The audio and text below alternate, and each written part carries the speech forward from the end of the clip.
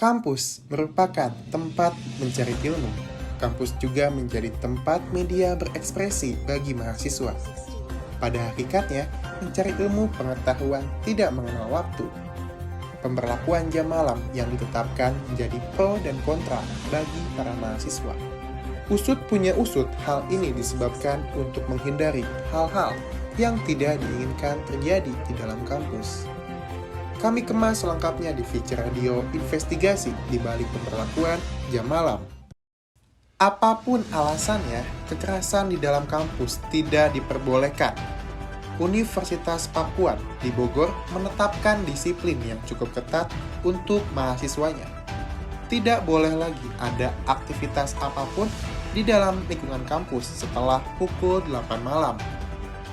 Ya, perubahan jam operasional di dalam kampus disambut baik oleh mahasiswanya, meskipun ada saja yang kontra. Gani ialah salah satu mahasiswa semester 8 pada salah satu fakultas di Universitas Pakuan, mengungkapkan pernah mengalami tindak kekerasan di dalam kampus. Ya, akibat minum alkohol di malam hari membuat emosinya di luar kendali sehingga terjadilah aksi kekerasan pada dirinya. Saya pernah mengalami tindak kekerasan dalam kampus. Itu di awal mulai dengan anak-anak di kampus tuh pada minum di dalam kampus pada jam malam. Akhirnya gampang tersulut emosi dan juga terjadilah tindak kekerasan terhadap saya. Kekerasan pada saya waktu itu ada tindakan pemukulan dan juga penendangan juga. Semua di awal mulai pada mahasiswa yang minum dan waktu itu juga di jam malam juga. Menurut saya pribadi, jam malam juga nggak terlalu berpengaruh ya untuk meminimalisir adanya tindak kekerasan dalam kampus.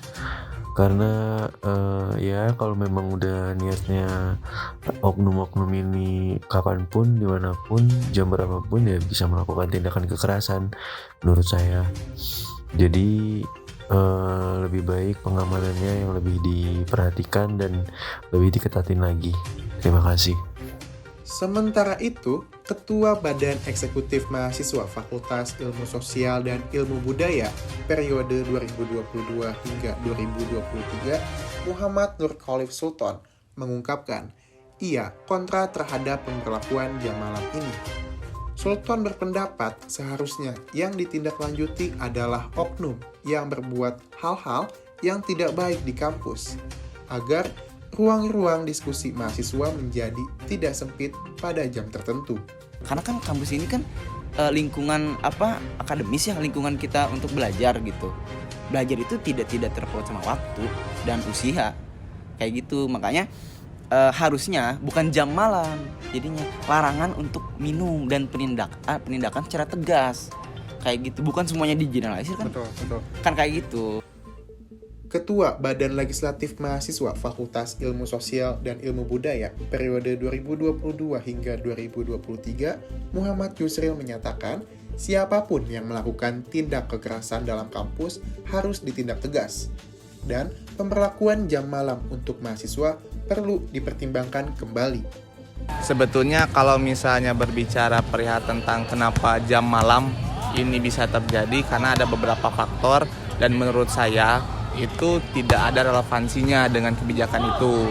Jadi kalau misalnya kita lihat dari ke belakang kan ada beberapa kasus terkait tentang kekerasan yang itu menjadi landasan gitu kan bagi universitas untuk membuat sebuah kebijakan jam malam ini. Kalau menurut saya itu kurang relevan sih. Sebetulnya kalau misalnya berbicara tentang efektif dan efisien, sebetulnya semua bisa efisien karena memang ditertibkan sesuai dengan regulasi yang diedarkan dari masing-masing fakultas.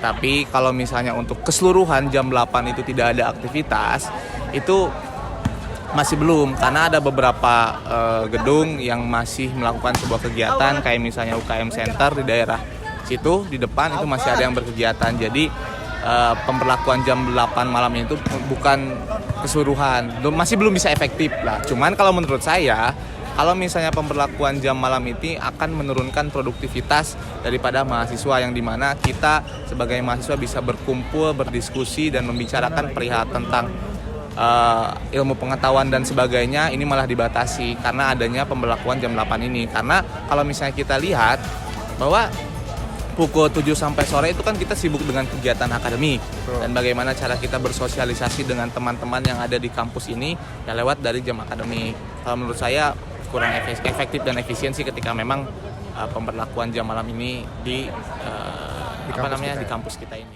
Di tempat yang berbeda, mahasiswa Fakultas Ilmu Sosial dan Ilmu Budaya semester 8, Rizky Akbar ikut bersuara. Menurut Rizky, pemberlakuan jam malam yang mulai diberlakukan sejak bulan Desember sudah cukup efektif. Kalau untuk efektif sih yang saya tahu dan lihat sudah efektif, karena Sapam sendiri kalau misalkan ada mahasiswa-mahasiswa yang masih beraktivitas di dalam kampus itu juga sering dihimbau ya sama Sapam agar clear area, agar meninggalkan ruang lingkup kampus. Udah efektif.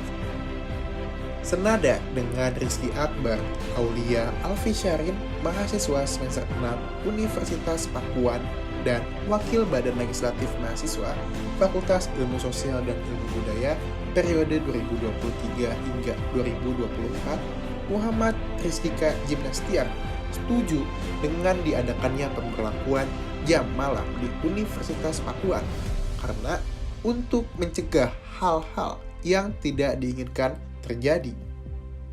Kalau menurut aku sih udah efektif ya, karena kan ya itu tadi tujuannya kan untuk mencegah hal-hal yang tidak diinginkan. Oleh karena itu makanya pihak kampus memberlakukan sistem malam itu ya karena dengan tujuan tersebut ya. Jadi menurut aku sah-sah aja sih, wajar-wajar aja. Oke, ini yang gua dapet ya infonya ya. Jadi sebenarnya rektorat itu melihat dari kampus-kampus lain, yang pertama yaitu kampus-kampus lain itu tidak memberlakukan kampus 24 jam. Mereka juga menutup kampus itu, jadi nggak nyampe 24 jam. Terus yang kedua itu Pak Rektor ini melihat, atau rektorat lah kita bisa bilang, melihat beberapa banyak masalah yang ada di kampus ini yang bisa dibilang terlalu melanggar peraturan lah, yang memang bisa dibilang arahnya udah kesalah kayak gitu. Seperti itu sih. Jadi jam malam ini untuk dibatasi lebih ke arah mobilitasnya. Intelligence plus character is the goal of true education. Kecerdasan serta karakter adalah tujuan dari pendidikan yang sejati. Perguruan tinggi harus dapat melahirkan mahasiswa yang unggul dan utuh sehingga memiliki jasmani dan rohani yang sehat, serta budi pekerti dan visi kebangsaan yang baik. Kepala Program Studi Ilmu Komunikasi Fakultas Ilmu Sosial dan Ilmu Budaya, Dr. Gwirini S. Firdaus, menyampaikan jam malam tidak menghalangi kegiatan mahasiswa dan dosen, tapi membatasi kegiatan yang tidak ada kaitannya dengan urusan belajar mengajar. Jam malam ini sebenarnya bisa dimaknai bahwa tidak menghalangi kegiatan sehari-hari mahasiswa dan dosen, tetapi membatasi kegiatan yang tidak ada kaitannya dengan urusan belajar mengajar. Gitu. Jam 8 itu, di atas jam 8 mau ngapain lagi sih di kampus gitu ya? Mau ngapain lagi gitu kan, ya pulang aja lah gitu kalau menurut saya ya. Jadi kalau ini menjadi suatu sosialisasi dari saya, kalau ini memang akan ditayangkan, ini adalah memang ya jam 8 malam itu udah oke kok gitu ya. Ke atasnya jam 9, jam 10 mau ngapain lagi di kampus gitu. Kalau mau kumpul-kumpul ya nggak usah di kampus gitu. Kalau misalnya kekeh mau dihilangkan jam malam, berarti satpamnya kerja ekstra untuk jaga fisik gitu. Karena masih ada aktivitas mahasiswa gitu kan. Untungnya aktivitas malam itu kan adanya di GPS ya. Nah, di sini lab semua ditutup gitu untuk malam gitu sih, jadinya lebih efektif pengamanannya di GPS. Betul. Berarti dari Ibu sendiri, apakah Ibu setuju pemberlakuan jam malam ini?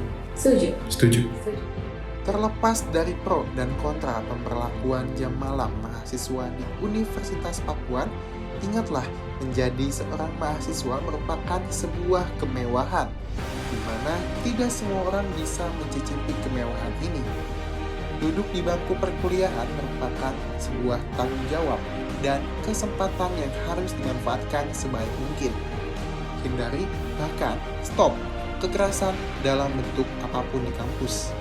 Ingatlah, anak muda selalu menjadi bagian penting dalam perjalanan bangsa, karena tanggung jawab yang diemban tidak hanya ada pada diri sendiri dan keluarga, namun juga kepada negeri ini. Yakin kita bisa.